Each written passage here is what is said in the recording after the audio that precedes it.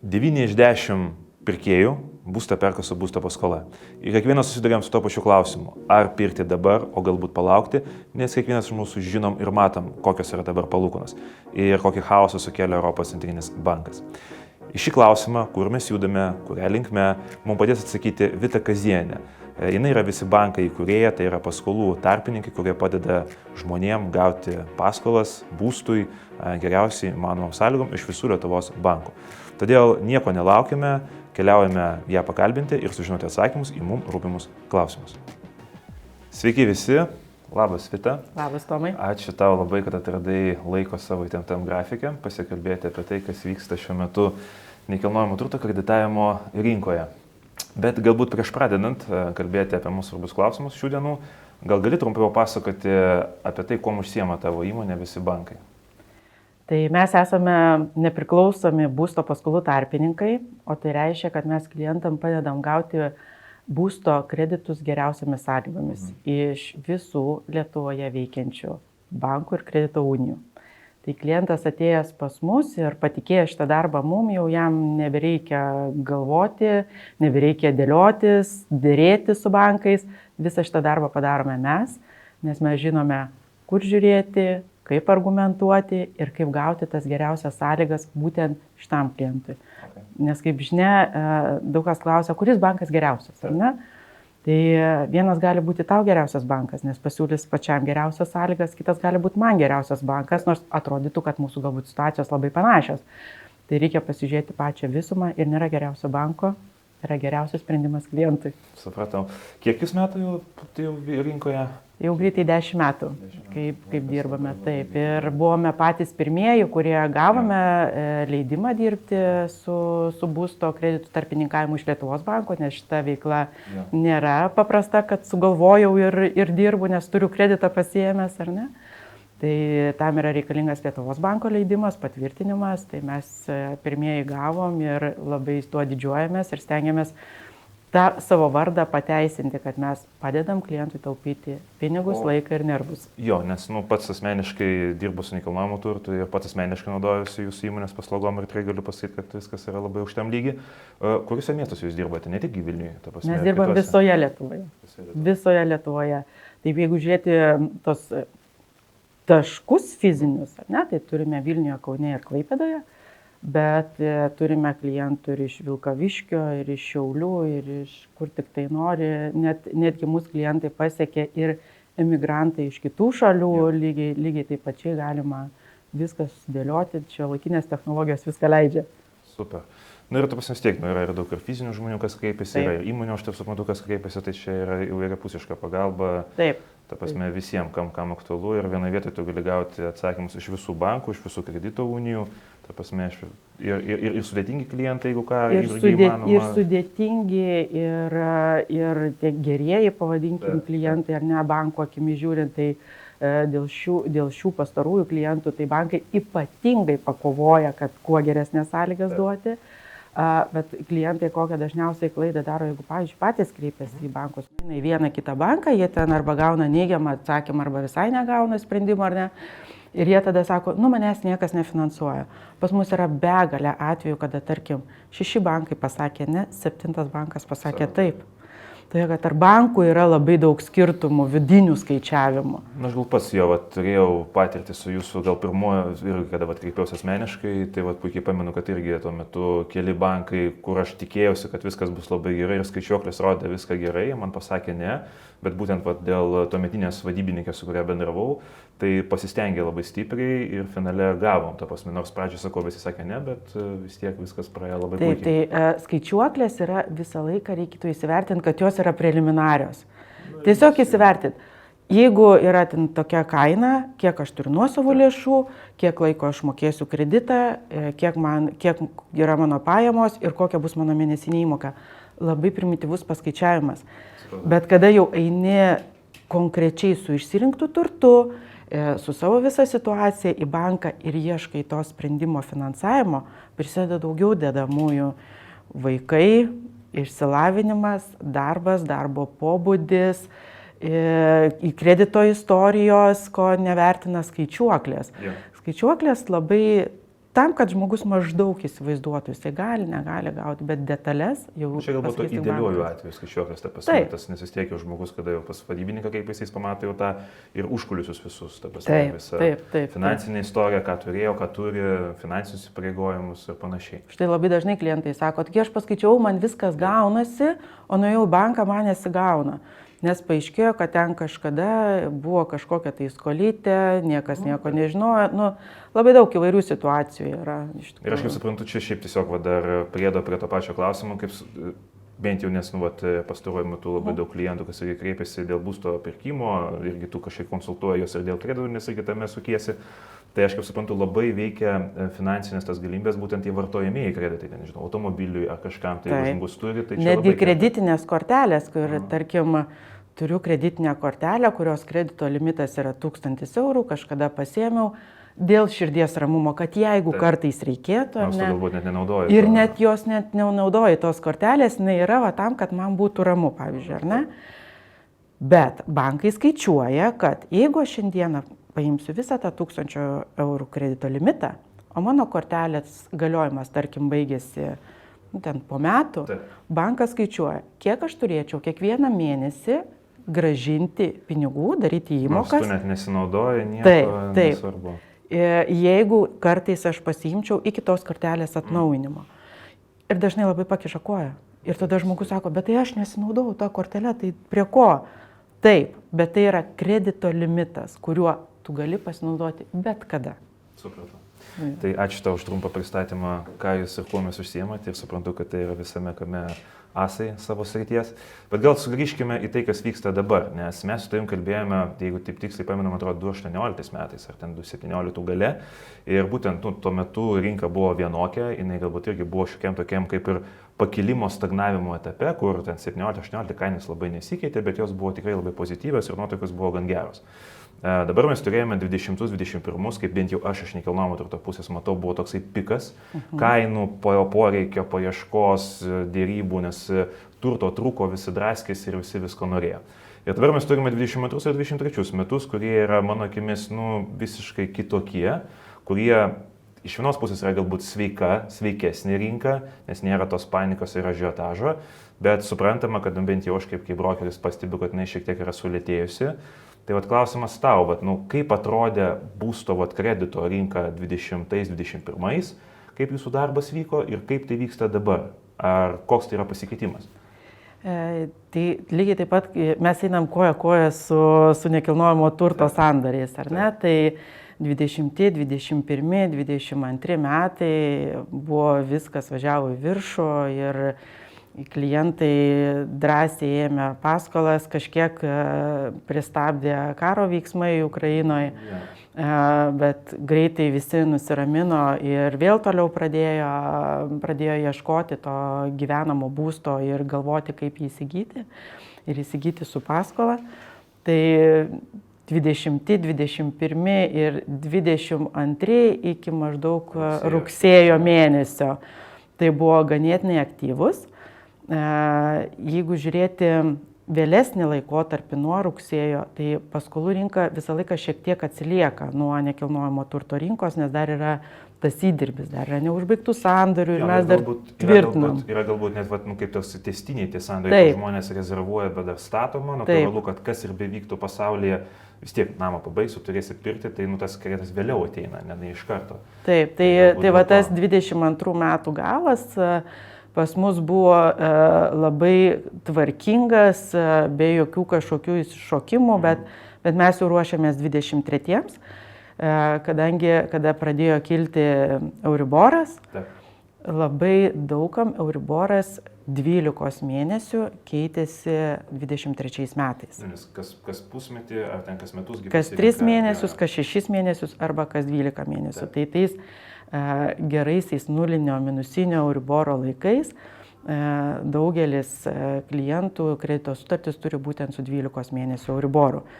Tai jie kažkurį tai laiką išlošė, ar ne, kur jau visiems buvo tie, kas turėjo 3-6 mėnesių Euriborą, jau jiem kilo palūkanos, o jie dar trynė rankom, bet kas pasidarė paskui, kada po metų jiem pakilo, tai įsivaizduokim, kad mes iš nulio iš karto į 4 iššokom. Ir po to tu dar tuos metus su 4 ir sėdė, nors jeigu ir kris, tai automatiškai tu... Tai čia klausimas, ar išlošė ar pralošė. Tai jo, tai čia visą laiką yra 2 medalio pusės. Kažkurį tu momentą išlošiai, kažkurį tai momentą pralošiai. Tai, niekada nėra į vieną pusę iš tikrųjų, kas liečia su būsto paskolomis. Visą laiką. Bet aš kaip supratau iš tavo komentaro, kad, realiai, kiek dabar yra 20 metų ruduo, tai jau metai mes esame tam pakilime palūkanų. Tai jūs pajutot šikius tokius pasikeitimus būtent ir per tuos pastarosius metus. Taip. Tai 22, galim sakyti, metai stipriai nepaveikė, nes buvo tas tęstinis tos paskolos ir pirkimai. Tai realiai 23 jau tokie, matosi, kad yra kitokie. Taip, ir mes ir komandai kalbėjom, kad pagrindė pas jūs tas Euriboro pakilimas maždaug šių metų nuo antros pusės. Tai taip ir įvyko. Vasarą labiau atostogavo žmonės, nes daugam jie nebegalėjo įpirkti turto arba gauti paskolos, o pinigų turi. Tai ką, važiuoja atostogauti, tai vasarą tą jutame tikrai tą atostogų metą, labai jutame ir rudenį, kada vaikai pradėjo eiti į mokyklą, rugsėjis, taip, tai tas jutosi, bet kad žmonės nesidomėtų, neieškotų sprendimų į ateitį, kaip jie galėtų, pavyzdžiui, pasidėlioti savo finansus, kad jie gautų tą kreditą ateityje. Tarkim, galbūt dabar jie nedaro to sprendimo, neperka turto. Tai tų klientų tikrai turėjome daug ir kalbėjom ir aiškinom, kokie jų finansai, ką jie turi padaryti, kad įsivertint, kad tarkim, dar po pusmečio ar ten po metų vėl gali keisti situaciją. Tai tokių konsultacijų švietėjiškų turėjome daug. Čia daugiau įdirbis į ateitį. Į ateitį. Tai tas pas ir pas mus irgi, nes, kaip aš sakau, kad tu, jeigu nori daryti tą patį kiekį sandorių, tu tokiu metu, kas vyksta dabar, turi vos net 3 daugiau padaryti apžiūrų, 3 daugiau padaryti konsultacijų, nes būtent žmonės nelinkia priiminėti sprendimo čia ir dabar, kadangi jie mato, kad, kas vyksta rinkoje, jie mato, kad yra didesnis pasirinkimas ir jau automatiškai jau nebent jau noriu, patinka, tada jau ir šneka ir ieško kažkokių tai sprendimų. Dabar priminkim, prašau, vis tiek tu tame sukeisi kiekvieną dieną, koks yra dabar šiai dienai palūkanos, kokia Vidurkis yra 4%, jeigu kalbėti apie Euriborą. Jeigu kalbėti apie bendras palūkanas, tai yra marža ir Euriboras tai yra apie 6%. Bet taigi nėra pikas, taigi mes turėjom tą pradinę mūsų krizę, kuri buvo 2008-2009. 2008-2009, tai aukščiausias Euriboras yra buvęs 2008 metų, tai pabaigoje 2009 pradžioje, jeigu taip tiksliau atsimenu, tai beveik 6% vien tik Euriboras. Plius dar marža. Tik tiek, kad tuo metu marža buvo iki vieneto. Taip, tai aš mėgstu ir klientams sakyti ir taip pajuokauti, kad maržų dugno dar nepasiekėm. Jos yra tikrai rekordiškai žemos per pastaruosius 10 metų. Bet jeigu mes palygintumėm su ankstesnė krize, tai jinai nėra mažesnė. Bet net negalėčiau pasakyti, kad dabar yra krizė. Dabar yra tiesiog žmonių sustojimas ir pagalvojimas rimtesnis. 2008 metais klientui nereikėjo turėti pradinio įnašo, jis galėjo finansuoti 100%, jis galėjo to pačiu finansuotis ten ir baldus, ir įsirengimą, ir viską. Tu be pinigų galėjai gauti viską. Taip. Šį kartą yra kitaip, yra šiek tiek sudėta saugiklių, kur žmogus turi, jeigu aš turiu 15% nuosavų lėšų turtui kažkokiam įsigyti, jį galėjau įsigyti pernai ir aš galiu jį įsigyti šiemet su paskola, tai jau prasideda skaičiavimai. Vis tiek, aš bent jau kiek prisimenu, nes aš pats pradėjau darbus nekilnojamo turto rinkai, jeigu 7 metų gale, tai kaip tik papuoliau į tą piką ir tą lūžį. Tai buvo visiškai kitaip. Man tuo metu priminė vos ne kaip laukinius vakarus, ta prasme, nes nebuvo jokių ribų, jokių saugiklių ir kai tik prasidėjo nuosmukis, žmonėm, atsiprašant, rovė stogą. Aš pati turėjau kredito restruktūrizavimą arba kitaip, jeigu paprastai sakant, perdarimą ar ne, kada 2008 metais. Tai klientai kreipėsi, jeigu gerai atsimenu, apie 2010, kada jau buvo patys pikas sukilęs palūkanų. Jų kredito laikotarpis buvo iki kol klientams su jais 110 metų. Kad dabar visai kitaip. Taip, buvo tiesiog gaunas pagal pajamas, gerai, tęsiam, kiek čia galima. Dabar yra taip, tai dabar yra viskas suvaldyta, yra uždėti apribojimai ir amžiui, ir pajamom, ir nuosavom lėšom. Tai yra visiškai kita situacija. Ir aš dar prisimenu tą lūžį, kada viskas prasidėjo, tada pradėjo atslūgti tos emocijos, jau kaip ir viskas stabilizavosi, kainos taip jos ženkliai pakrito, nes tada tikrai kritimas buvo chaotiškas, ko dabar nėra, kas mes turime stabilės kainas jau galim sakyti metus laiko ir tikėtina, kad jos panašios, bent jau mano įsivaizdavimu, išliks. Gal pavieniuose atvejuose ten pakrenta, kadangi žmogui čia ir dabar parduoti, bet didėjai vystytojas kainas laiko. Tokia stagnacija, ne tai kad krizė, bet stagnacija vyksta, tai vis tiek daug saugiklių bankai dabar sudėtas, pradinio įnašos turėjimas, kas žmonėms psichologiškai pradžiai buvo nenormalu, bet dabar patampa norma. Visiška. Ir aš taip įsivaizduoju, taip čia mano tokia nuomonė, mes turėjome nulį palūkanas, buvo minusinės ir kiek laiko buvo, 8 metus, ar kiek jis ten buvo minusitas? Ar apie nulį kiek laiko laikėsi? Daug metų, dabar jau net nepasakysiu, nulį pasiekė grubiai apie 2013 kažkur tais. Ir laikėsi iki pat 22 metų. Bet tai nėra normalu, ta prasme, kad taip ilgai, žinoma, pirkėjams kaip buvo gerai ir visi galbūt taip užmigo, taip sakant, ant to užliuliavo. Taip, tie, kas buvo kreditus pasiėmę ir vis dar turi iki šiol, nuo to 2008, 2007, 2009 metų, jie atsimena, kad jie mokėjo maržą plus Euriboras, ar ten Viliboras tuo metu mes litą turėjom. Jo, tai buvo galima arba tuo turėti, ar ne. Tai jie dar atsimena. Bet klientai, kurie pasiėmė per šitą laikotarpį, kada buvo nulis, minusas, kada mokėjo realiai tik tai maržą, tai jiem yra toks didžiausias šokas, nors ir konsultacijų metu, ir pagal tos pačius saugiklius kalbant, ar ne, buvo privalu skaičiuoti, kad su šiandienos palūkanomis, tai yra tik tai Euriborų, marža, nes Euriboras 0, ir su rizikinėmis palūkanomis, tai yra pakeliant tai, kas yra šiandien, iki 5%. Tai prašovėm 1%, neskaičiuodami realiai. Bet tai buvo uždėti saugikliai prie atsakingo skolinimo ir klientai, kurie atidžiai klausė konsultacijų, jie žino, kiek jiem pakiltų įmoka, jeigu pakiltų palūkanos. Bet mes labai lengvai užmirštam tai, kas buvo pasakyta, ar ne, įprantam prie to gero. Girdim tai, kas mums yra miela ausiai, tai blogą vis stengiamės praleisti.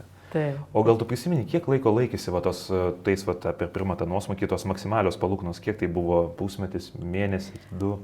Tada, kadangi buvo visai kita situacija, laikėsi grubiai apie metus laiko. Ir taip, ir jos kilo ganėtinai tolygiai, bet staigiai, bet krito praktiškai stačiai. Iš karto vos. Taip, iš to beveik 6% krito labai staigiai žemyn, ten jeigu gerai atsimenu pradžioje iki 2, bet nepasakysiu tiksliai. Šį kartą yra truputėlį kitaip. Tas kilimas yra truputėlį nuosaikesnis laike, galiu pasakyti, nes prieš tai buvo praktiškai kiekvieną savaitę mes girdėdavom kyla. Dabar buvo šiek tiek nuosaikesnis, būdavo įvairių spėlionių, kaip pasielgs Europos centrinis bankas. Žmonės vėlgi galėdavo, tie, kurie klausė ir kuriems buvo įdomu, jie galėjo šiek tiek pasiruošti ir morališkai, kad kyla tos palūkanos. Kaip dabar bus su kritimu, sunku pasakyti, nes vėlgi ir kreditų rinka yra visai kitokia, kaip ir sakiau, turim daug saugiklių klientam, ir pati situacija rinkoje yra visai kitokia. Tada buvo krizė, tada buvo ekonominė krizė, dabar mes to neturim. Krizė buvo visame kame. Dabar aš kiek bent jau žiūriu, vis tiek daug kas prisimena, nes tai yra istorija ir žmonės, tie, kas pragyveno tą, jie supranta, kad vargu ar mes galime atkartoti tai, kas buvo, nes tada iš visų saugiklių nebuvo jokių. Jeigu kažkas blogo atsitikdavo, tai griūdavo viskas kaip kortų namelis. Dabar tai tas ir atsigavimas, kiek aš pastebėjau, maždaug toksai buvo kainų bent jau prasme nekilnojamo turto, nuo 2014, tai mes staigiai tolygiai augom. Ir aš pamenu, 2018-2019 jau buvo kalbos, kad jau turėtų būti jau pikas, jau užtenka. Tada mes gavome COVID-ą, kur ten 2-3 mėnesius visi buvo irgi tokioje nežinioje, kad jau viskas šitoj griūsim, o ką mes gavom finale, dar didesnį augimą. Ir dabar tokie pasauliniai, žinoma, visi tie perversmai vyksta ir jie suprantama, kad įtakoja. Ir čia galbūt vien tik plikai žiūrint į skaičius sunku prognozuoti, kaip čia viskas bus. Bet šiaip iš tavo patirties, tiek tame tu dirbi jau daug metų, kaip tu manai, dabar mes turime 4%. Kiek mes dar ten užsibūsim, ar tai daugiau tikėtina, kad dar kilsim, o galbūt jau palengva pradėsim važiuoti žemyn. Na, paskutinis Europos centrinio banko sprendimas nekelti jau Euribor buvo, jo visiškai nesenai. Spekulacijų yra įvairių, kiek dar ilgai galėtų laikytis tas Euriboras pakilęs, nekeliamas arba nekrentantis, ar ne, tai ekonomistai dėl vieno kalba bendrai, kad tai turėtų būti kitų metų antra pusė, ar ne, jeigu dar prieš porą mėnesių kalbėjo, kad turbūt antrą ketvirtį, tai dabar į trečią ketvirtį daugiau krypsta. Nors pasigirsta irgi ekonomistų, kurie sako, kad turėtų būti jau ir pavasarį ateinančių metų kažkokios korekcijos, kritimai. Tai man sunku pasakyti, aš stengiuosi klausyti Europos centrinio banko, kada ką jie sprendžia. Jeigu būtumėm kalbėję šių metų pavasarį ar ne, turbūt būčiau irgi sakius, kad šiais metais turėtų antroji pusėje stabilizuotis, bet vėlgi visi įvykiai Ukrainoje užsitęsė, dabar rudenį prasidėjo vėl Izraelio ir Gazos ruožo visi neramumai, jie vėl įtakoja tuos sprendimus, tai aš tikrai nesirištu prognozuoti, aš labiau pasikliauju ekonomistais, ką jie šneka. Jo, bet aš irgi tai pastebiu, kad rinka vis tiek nejudėjo, manau, ir judės, ir ten kokios ten tos palūkanos ir bebūtų, vis tiek žmonių gyvenimas nesustoja, gyventi reikia. Taip, galbūt tie, kas perka ten iš spekuliacinių spėjimų, ta prasme, kad ten nupirkti, perparduoti, jie turi tą galimybę nepirkti, jie turi galimybę galbūt pasidėrėti, palaukti. Bet tie, kam gyvenimas verčia, kas yra galbūt dažniausias pirkėjas, tai manau, kad jiems nesvarbu. Bet klausimas galbūt toks, gerai, dabar mes turime aukštas palūkanas, bet vis tiek, ką tu patartum pirkėjui? Laukti, pirkti, arba galbūt kažką galima išlošti, vis tiek dabar, kalbant su banku, vis tiek, galbūt nėra viskas taip jau blogai.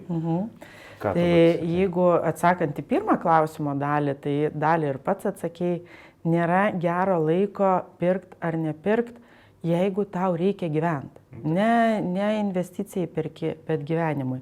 Tai nebus nei gero laiko, nei blogo laiko, nei pirkimui, nei dėl palūkanų, nes gyventi reikia dabar. Taip. Tai čia iš šitos pusės žiūrint. Ką galima išlošti? Tai kada buvo nulinis Euriboras, mes turėjom maržų vidurkį 2,3%. Tai marža užsifiksuoja visam kredito laikotarpiui. Šiai dienai mes vidurkį turim 1,7. Ir dar galima dėrėti žemyn. Tai mes galim visam kredito laikotarpiu užsifiksuoti mažesnę palūkanų normą. Prie to prisidės Euriboras, jisai kažkada vis tiek pakris. Man ką girdžiu iš klientų, labai sukeliamas nenatūralus toks lūkestis, kad jau kai jisai pradės kristi, jis vėl bus nulis. Na, nebus taip. Jisai kris po truputėlį. Galbūt jisai nukris iki 2%, galbūt jisai iki 3%. Sunku prognozuoti, nes viską reikia žiūrėti, kas vyks rinkoje, ar ne? Galbūt jisai kažkada bus ir nulis, bet kiek iki to laukti reikės, neaišku, nes dabartinė ta situacija prieš tai buvusi, tą ilgą laikotarpį nulinio Euriboro, minusinio Euriboro, tai buvo išskirtinumas visiškas. Nebuvo anksčiau tokių atvejų, kad būtų visiškai į minusą eitų Euriborą. Mes kaip kalbėjom, kad gan ilgą laiko tarpą tas dalykas išsilaikė. Bet jau šiaip kaip galvoju, ar kada nors mes tą minusą ar nulį pamatysim dar, ar čia gal po 10 metų? Nežinai. Aš juokauju, kai dirbau banke ir pradėjo kristi Euriboras ir sakydavo, žinokit, Euriboras, atsimenu, vadovai rabino, nebus nulis. Nebus nulis Euriboras. Tada pasidarė Euriboras nulis. Ir mums tada pradėjo sakyti, nepergyvenkit, minuso tikrai nebus. Tai mes turėjom, jeigu taip gerai atsimenu, apie 8 metus turėjom minusinį Euriborą. Tai negali pasakyti, kad jo nebus. Galbūt ir bus, gal mes nesulauksim, bet jisai galbūt bus. Čia priklausys vėlgi, kas vyksta pasaulyje. Bet kokia atveju, ta prasme, jau vis tiek link pabaigos artėjame, tai apie Euriborą kaip ir viskas aišku, kad čia irgi spėliot negalim, bet bent jau tas, kad jau nebekelia Europos centrinis bankas tų skaičių, jau yra gerai. kad jau yra toksai rodiklis, kad galbūt mes jau ir pasiekėme tą piką, kuris irgi galbūt mano akimis, turint tiek daug saugiklių, galbūt ir jau nebekils ten iki 6% ar ten aukščiau. Ir daug dievė, kad ten po 3-4 mėnesių mes jau galbūt palengva pradėsime kelionę žemyn ir kas irgi bus rodiklis daugeliui, kad galbūt jau patėjo tas laikas judėti ir daryti sprendimus ties pirkimais. Bet šiaip dar grįžtant prie tavo būtent įmonės, prie tavo darbo, nes paminu, kai mes tam kalbėjome praeitą kartą, atsisakau čia prieš 4 ar 5 metus, tuo metu pagrindiniai rinkos žaidėjai buvo tai didžiausi bankai, ta prasme, ten Sebas, Svedas, Luminoras ir viskas, man atrodo, pagrindė, kur žmonės žinojo, kreipėsi. Bet per tą laikotarpį gal tu gali trumpai pasakot, kokie dar atsirado žaidėjai ir ar jie yra konkurentai tiem dideliem bankam, ta prasme, ar žmonės gali kreiptis ir kitur. Mano mėgstamiausia tema, nes dažniausiai ir sako klientai, tai sako, čia tik tai 2-3 bankai. Žmonės dažniausiai ir mato tai, ką prisimena. Taip, tai mes kreipiamės į 7 bankus šiai dienai, kurie suteikinėja būsto paskolas. Tai tikrai nepelnytai pamirštami, ne taip garsiai girdimi bankai, mažesni. Taip. Citadelė, Medicinos bankas, Šiaulių bankas, Big bankas, kuris 2 metai kaip dirba su būsto paskolom. Tai tikrai visi šitie bankai tarpusavį labai puikiai sukonkuruoja. Natūralu, didieji įprastiniai bankai, Sebas, Svedbankas ir Luminoras, jie atsiriekia didžiausią pyrago dalį. Bet aš tai manau, labai daug mes patys lietuviai esam labai konservatyvūs ir mums sunku keisti. Ir net jeigu kažkuris netoks populiarus bankas pasiūlo geresnės sąlygas, mes visada klientui leidžiame rinktis pačiam, jo tai yra sprendimas, mes jam gavom sąlygas, bet nusprendžia, su kuriuo banku jis toliau dirbs, arba, kaip aš juokauju, gyvens dar ten 20-30 metų, tai yra kliento sprendimas. Ir labai dažnai mes girdime, kad, aš šitą banką žinau, tai aš pasilieku jame. Tai nors žiūrint iš kitos pusės, kitame banke jis ženkliai geriau gavo ir galėtų ženkliai staupyti ne tik per mėnesinės įmokas, bet per visą ilgąjį laikotarpį taip pat. Tai mes dirbame su 7 bankais, su visais, kurie išduoda būsto paskolas. Nes aš pats, kaip irgi, kada po kokios apžiūros žmonės pradeda klausinėti, kaip čia dėl finansavimo, dėl įsigijimo, tai irgi iš diskusijos dažniausiai ir tu girdi, kad žmonės kalba tik apie tos didžiosius bankus ir tu, kai jiem pradedi klausti, ar jūs buvote mažuosiuose, ten Big bankas, Citadelė, Medicina, jie net nustemba, ta prasme, sako, Big bankas, tai čia vos netrumpalaikės paskolos, apie ką mes šnekam. Tu jiem paaiškini, kad ne, ta prasme, pasidomėkit, kad iš tikrųjų sąlygos ne ką prastesnės, o kartais netgi būna ir geresnės. Jo labiau, kad jie lygiai taip pat yra prižiūrimi, juos lygiai taip pat tikrina, jie lygiai taip pat turi vadovautis atsakingos skolinimo nuostatomis ir su nekilnojamo turto įkeitimu susijusiu įstatymu. Tai visiškai identiškai yra, tik tai tiek, kad yra, kaip čia gal būtų galima palyginti, Maxima, Rimi ir ten iki, ar ne, ir atėjo Lidlas ir jisai irgi išsiplėtė, bet dar yra kažkokių nedidelių vietinių parduotuvyčių, kur kai kurie klientai mielai eina būtent jas, nežino, kas ten yra geriau. Tai su šitais visais 7 bankais jie yra visi, jeigu kalbėt apie būsto paskolas, toj pačioj valtyje, nes jos prižiūri tą patį instituciją. O tokia praktinė galbūt situacija, daleiskim, turime klientą, kuris yra normalus, uždirba pajamas, turi pradinį įnašą, finansinė istorija pakankamai gera ir kreipiasi pas jūs ir kaip tu matai, pavyzdžiui, jeigu yra tas pats Big bankas arba ten kokia Citadelė ir Svedbankas ir Sebas, kaip pavyzdys. Ir ar dažnas atvejis, kad tie mažesni pasiūlo geresnės sąlygas negu tie didesni? Tikrai taip. Tai mes savo rezultatus tokius skelbėme turbūt nuo COVID pradžios, kada buvo manipulacijos, kad bankai neduoda kreditų, palūkanos auga dvigubai. O mes matydami tą darbą kiekvieną dieną, mes specialiai pradėjom skelbti, o ką pasirinko klientai, kokias jie gavo sąlygas. Tai tarkim, jeigu paimti dabar Big banką, 2 paskutinius mėnesius jis buvo mūsų klientų dažniausias pasirinkimas. Jisai puikiai sukonkuruoja su didžiaisiais bankais. Paimkim Šiaulių banką, jisai puikiai sukonkuruoja su didžiaisiais bankais. Tiesiog mes įpratę girdėti, kad šitas bankas daugiau dirba su verslu, šitas daugiau su vartojamaisiais kreditais ir mes nepagalvojame, kad jeigu mes kreiptumės ir į jį dėl kredito, mes galėtumėm gauti irgi geras sąlygas. ir prie to pakeltumėm konkurenciją tarp bankų. Nu, tas yra svarbiausia, kad tų žaidėjų yra. Aš tikrai vis tai džiaugiuosi, kad yra pasirinkimas, o tau nereikia rinktis ten tik tai iš vieno ar dviejų ir tu taip esi suspaustas.